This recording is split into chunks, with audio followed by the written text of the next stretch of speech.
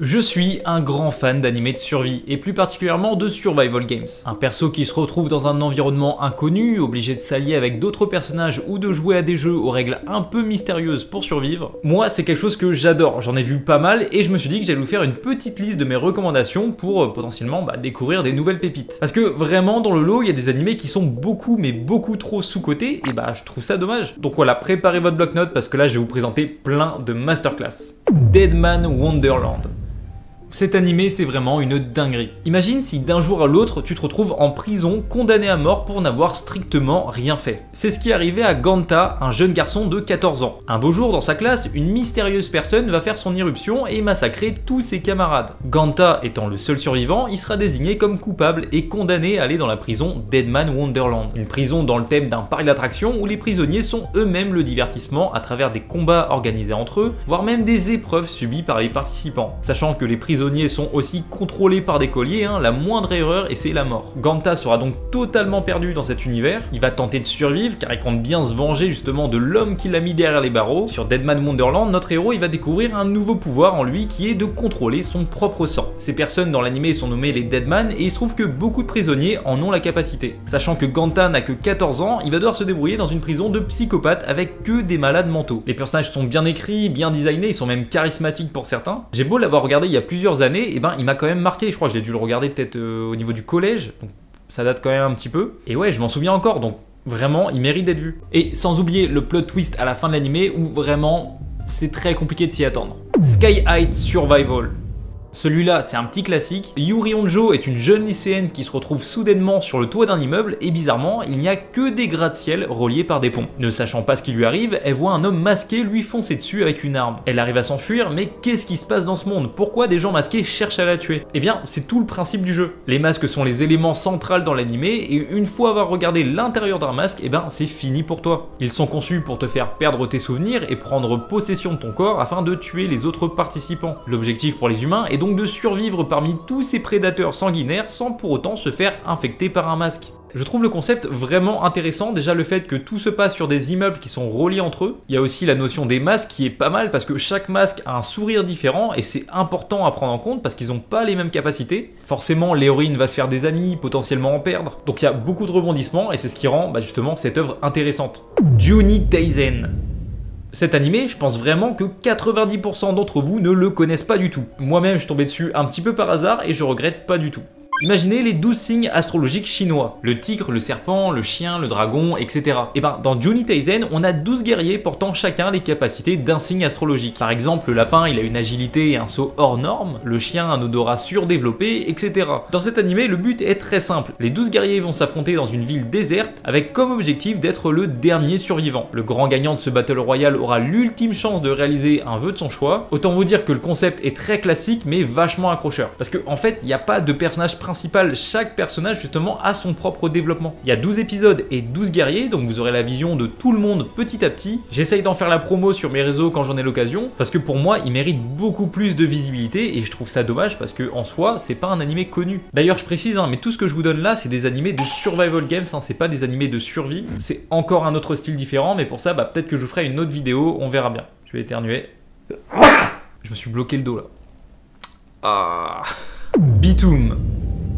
C'est l'un des premiers animés de survie que j'ai regardé dans ma vie. Bitoom, c'est un jeu vidéo au succès mondial. Le principe est très simple, c'est comme un Call of Duty. Ça consiste tout simplement à battre l'équipe adverse, mais pas avec des fusils ou des pistolets, mais avec des grenades. Bref, et nous on va suivre Sakamoto, un des nombreux joueurs qui passe sa vie dessus. Il a 22 ans, il est sans emploi et il fait partie des meilleurs joueurs de Bitoom. Un jour, Sakamoto va se réveiller sur une mystérieuse île, et non, c'est pas un rêve, c'est bien réel. Et il va vite se rendre compte qu'il va devoir jouer à Bitoom, mais dans la vraie vie. D'autres participants sont également sur l'île et chaque joueur possède des grenades avec des capacités différentes. Elles sont bien précises donc il va falloir bien les utiliser pour survivre. Maintenant la vraie vie et le jeu ne font qu'un. S'il perd, c'est fini pour lui. L'animé il fait que 12 épisodes, il est sorti en 2012, donc au niveau de l'animation, ça a pris un petit coup de vieux mais franchement ça se regarde encore très bien. Donc si vous débutez dans le genre, il est parfait pour vous, il y a vraiment une immersion en fait dans le jeu vidéo. Je me souviens qu'à l'époque j'avais dû le terminer en une seule soirée et j'avais vraiment kiffé. Bon, je suis sûr que dans votre tête vous attendez qu'un seul nom quand je vous parle de Survival Games, un animé qui est très connu dans le genre et justement je vais vous le présenter, Tomodachi Game.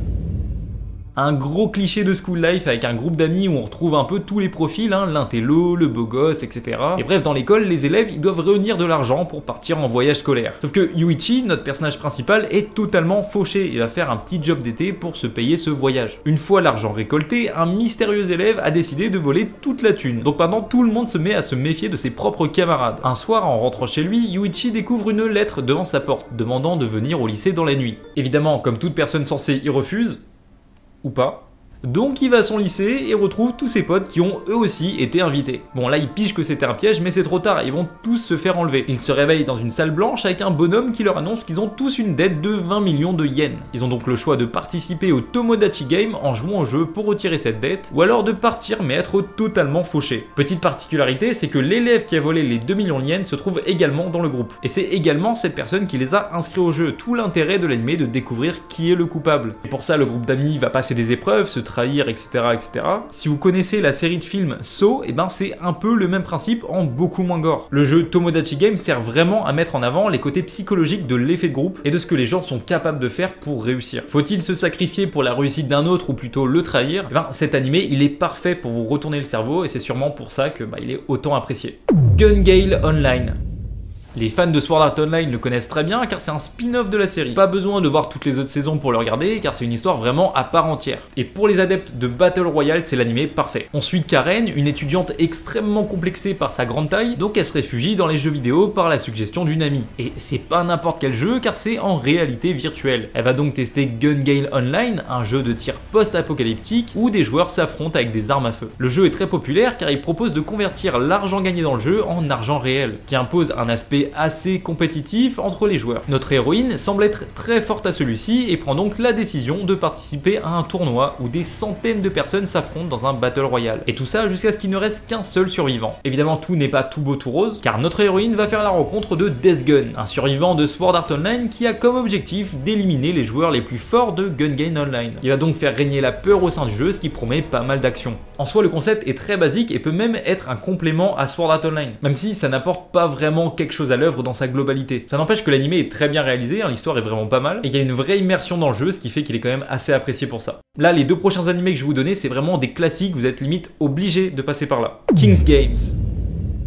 Cette œuvre raconte l'arrivée dans sa nouvelle classe de Nobuaki, un lycéen solitaire. Un jour, tous les élèves de sa classe reçoivent un message sur leur téléphone, un ordre donné par une personne qui se nomme Roi. Un ordre est donné tous les jours et ceux qui ne le respectent pas meurent à minuit pile. C'est simple, il faut respecter les règles pour survivre. À savoir qu'au fur et à mesure où les jours passent, les ordres du roi deviennent de plus en plus extrêmes. L'animé est un petit peu gore, il y a vraiment certaines scènes qui sont plutôt brutales, et en fait toute l'intrigue va tourner autour de ce jeu et de la personne qui tire les ficelles, donc le fameux roi. Est-ce qu'il fait partie des 32 élèves ou alors est-ce que c'est une personne extérieure? Et ben c'est justement ce que vous allez tenter de découvrir. Pour King's Game, il y a deux teams, il y a la team manga et la team animée. Parce que en fait le contraste entre les deux est assez remarquable. L'adaptation animée ne contient que 12 épisodes, ce qui fait que les personnages ils sont pas énormément développés. Et l'intrigue en elle-même, elle est plutôt rush. C'est pour ça que si vous avez la possibilité de lire le manga, et ben je vous le conseille. Mais si vous préférez l'animé, rien ne vous empêche, surtout qu'il est très bien. Danganronpa.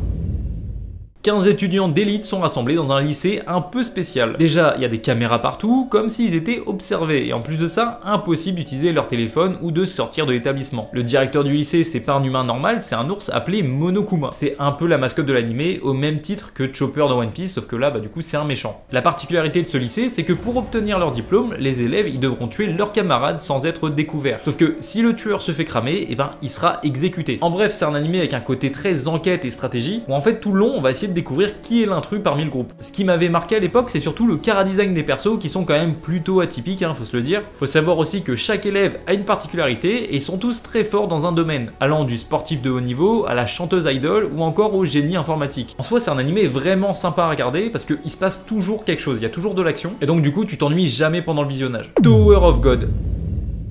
Est-ce qu'on peut définir cet animé comme un survival games? Je sais pas trop, ça n'empêche que l'aspect tournoi et survie est pas mal représenté dans la première saison, donc considérez ça comme un bonus. Tower of God, c'est l'histoire de Bam, un jeune garçon qui va tout faire pour retrouver son amie Rachel. Cette fille, c'était son seul repère dans la vie, jusqu'au jour où elle décide d'entamer l'ascension de la tour. Cette tour est composée de 134 étages, et pour la gravir, les participants doivent se soumettre à des tests, et tout ça à chaque étage pour progresser dans la tour. La légende dit que tout ce que l'on désire se trouve au sommet de cette tour, ce qui fait que beaucoup de personnes personne s'y intéresse. Bam, le héros principal va donc tout faire pour retrouver son ami, quitte à lui aussi prendre le risque de gravir cette tour. Vous l'aurez compris, l'aspect survival games va surtout toucher cet aspect dans l'anime, car pour progresser d'étage en étage, il faut participer, survivre et réussir des épreuves. Évidemment, il y a aussi la notion de relation entre les personnages, parce que pour certaines épreuves, il faut obligatoirement être en équipe. Tower of God, c'est un anime que j'ai découvert que très récemment, parce que là j'en suis encore à la saison 2, je l'ai pas encore terminé, mais c'est un très bon anime qui m'a personnellement rappelé un petit peu Hunter x Hunter, car les personnages maîtrisent le Shinsu, qui est la source d'énergie de la tour et qui peut être utilisé comme arme, un petit peu en comparaison avec le Nen dans Hunter x Hunter.